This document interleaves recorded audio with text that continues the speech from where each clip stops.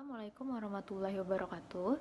Kami dari kelompok 1 mata kuliah Ekologi Fisiologi Tumbuhan ingin menjelaskan terkait topik yang kami bawakan, yaitu bagaimana mekanisme pertahanan diri yang dilakukan oleh tumbuhan apabila terdapat ancaman dari patogen. Dalam hal ini yaitu virus. Adapun anggota kelompok kami yaitu Kak Aisyah Gina, Kak Brilian Anata, Kak Diana Salvilia, Pandarulu Riyadi, Ratna Hanum, dan saya sendiri Amanda Zara Juanda. Seperti yang kita ketahui, bahwa tumbuhan memiliki mekanisme pertahanan diri yang cukup berbeda dari hewan ataupun manusia. Mekanisme tersebut dibagi menjadi dua, yaitu secara struktural dan biokimia.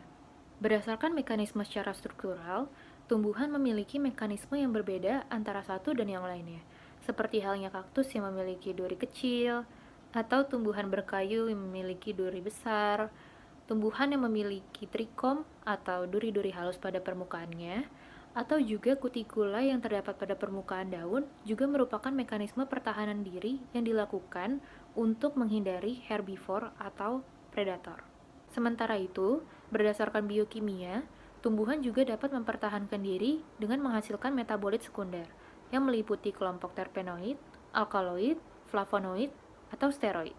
Pada kesempatan kali ini, kelompok kami akan membahas satu kasus dari jurnal yang kami dapatkan untuk menjawab pertanyaan yang telah disebutkan.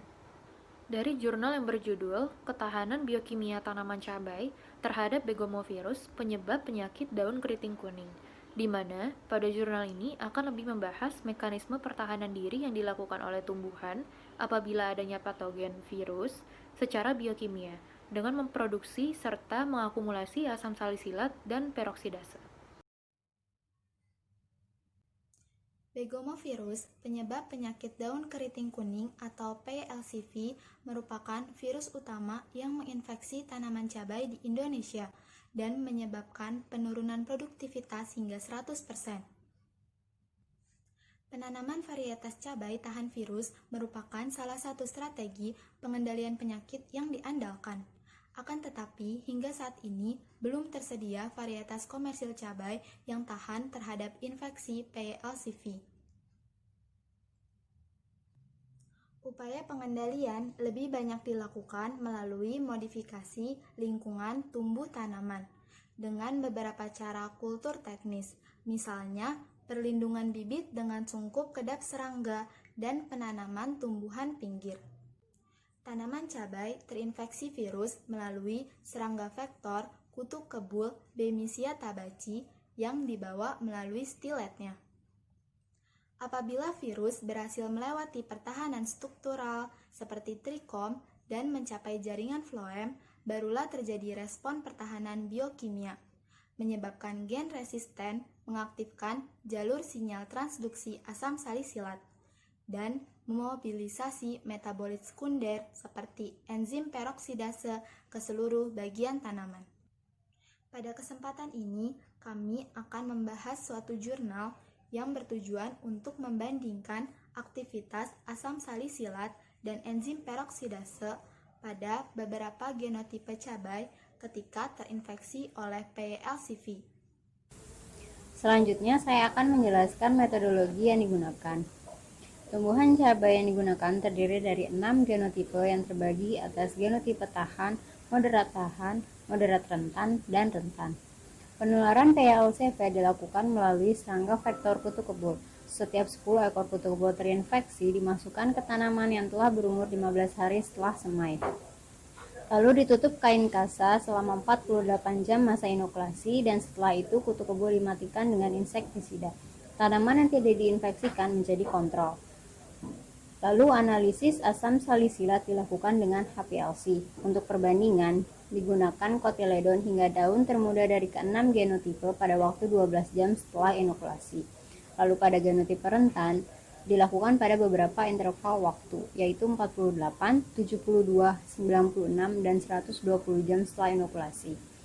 Lalu, analisis aktivitas enzim peroksidase dilakukan melalui spektrofotometri. 10 gram daun digerus hingga volumenya 100 ml dengan aquades, lalu disaring dan filtratnya disentrifugasi pada suhu 4 derajat Celcius dengan kecepatan 4500 rpm selama 15 menit. Supernatannya dijadikan sebagai ekstrak enzim. Pada tabung pertama berisi 5 mili ekstrak enzim dan 5 mili larutan pilogalol sebagai blanko. Lalu tabung kedua berisi 5 mili ekstrak enzim, 5 mili larutan pilogalol dan 5 mili H2O2 1%. Absorbansinya diukur pada panjang gelombang 420 nanometer. Lalu penentuan aktivitas enzim berdasarkan rumus V sama dengan selisih absorbansi sebelum dan sesudah ditambahkan H2O2 dibagi waktu dikali konsentrasi enzim. Lalu hasil pengukurannya diuji dengan melakukan uji Duncan dan uji korelasi. Assalamualaikum warahmatullahi wabarakatuh. Perkenalkan, nama saya Darul Riyadi. Saya akan menjelaskan mengenai hasil dari penelitian tersebut. Secara umum, penelitian tersebut memiliki 3 hasil, yaitu pertama akumulasi asam salisilat, yang kedua adalah akumulasi enzim peroksida, dan juga yang terakhir adalah korelasi antar karakter ketahanan. Oke, baik, pada hasil dari akumulasi asam salisilat dari 6 genotipe cabai mengalami peningkatan akumulasi pada tanaman yang terinfeksi PYLCV dibandingkan dengan tanaman yang tidak terinfeksi PYLCV.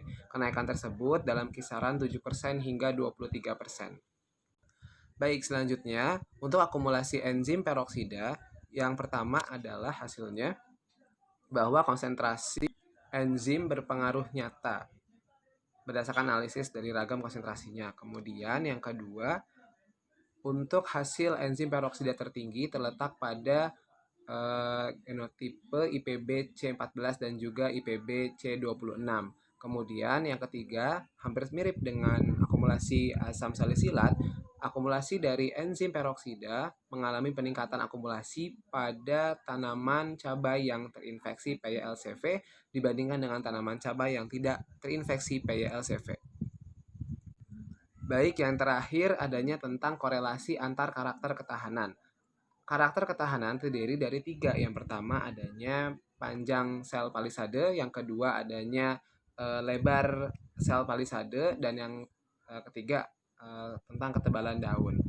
Nah, hasil dari korelasi tersebut antara lain peningkatan peningkatan kadar asam salisilat berpengaruh positif pada panjang sel palisade. Baiklah, pada kesempatan ini saya akan membahas tentang pembahasan dari paper yang telah kami baca. Pada bagian ini kami akan membahas tentang 2 senyawa. Yang pertama adalah asam salisilat dan yang kedua adalah enzim peroksidase.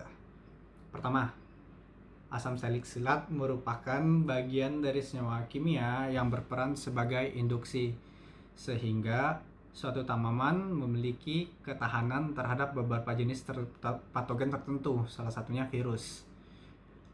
Ketika tanaman cabai terinfeksi oleh virus, maka akan terjadi akumulasi asam salisilat. Hal ini merupakan bentuk reaksi tanaman melawan virus tersebut.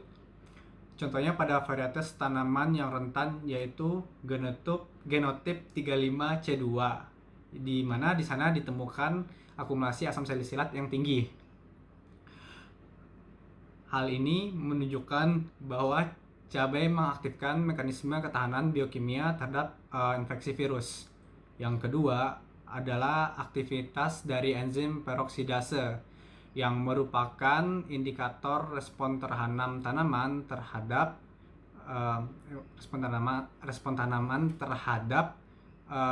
infeksi virus. Menurut Southern et al. Pada tahun 2003, beliau melaporkan bahwa aktivitas enzim peroksidase meningkat pada tanaman jagung setelah diinokulasi dengan maize dwarf mosaic virus. Dan sama seperti asam salisilat, enzim peroksidase terakumulasi lebih banyak pada tanaman dengan genotip yang rentan dibandingkan dengan genotip yang lebih tahan. Bahkan menurut Harrison et al. Pada tahun 2007 menunjukkan bahwa adanya korelasi positif antara aktivitas enzim peroksidase dengan tingkat keparahan infeksi dan tingkat konsentrasi virus. Maka konsentrasi peroksidase yang tinggi merupakan bentuk respon biokimia tumbuhan dalam melawan cakaman infeksi virus. Sekarang saya akan menyimpulkan keseluruhan mekanisme pertahanan tanaman cabai terhadap Pepper Yellow Leaf Curl begomovirus atau disingkat PYLCV. PYLCV ini dibawa oleh vektornya yaitu Bemsia tabaci melalui stiletnya. Pertahanan pertama tanaman cabai dari tusukan stilet Bemisia tabaci adalah lapisan trikon yang terdapat pada seluruh permukaan tanaman cabai tersebut.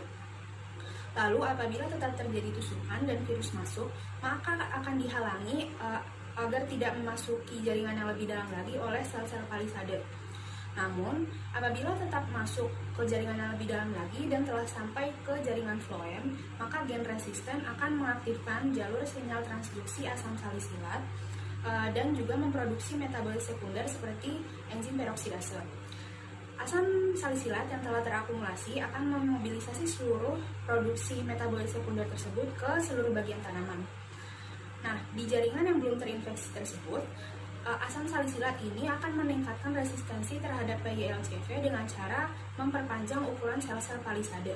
Sementara itu, metabolit sekunder yaitu enzim peroksidase akan mempertebal atau memperkuat dinding sel dari penyebaran virus.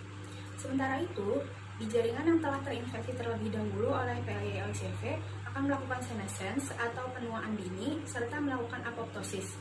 Tujuannya adalah agar virus yang telah masuk tidak menyebar ke jaringan lain.